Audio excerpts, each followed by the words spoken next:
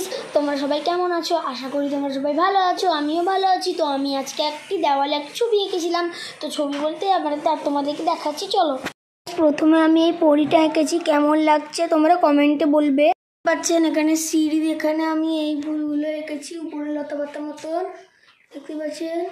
এই ফুলগুলো এঁকেছি, এখানে আয়না, এখানে দেখতে পাচ্ছেন যে এইটা অর্ধেক রং করতে করতে থেকে গেছে। তো এইটা যখন পুরো রং করব তোমাদের সঙ্গে শেয়ার করব। এই অর্ধেক রংটা আমি এটা পদ্ম ফুল আঁকছি, দেখতেই পাচ্ছ আমাদের ঘরে পুজো শনিবার দিন, এই জন্য আমি এই ফুলটা আঁকছিলাম। ফুলটা আঁকছি, দেখো ফুল আঁকাটা আপনাদের সঙ্গে শেয়ার করছি।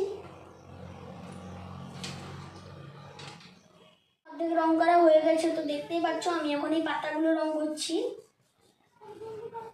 তো দেখতে পাচ্ছ, তোমরা দেখো আমার সঙ্গে থাকো, আমাকে বেশি সাপোর্ট করো, বেশি করে।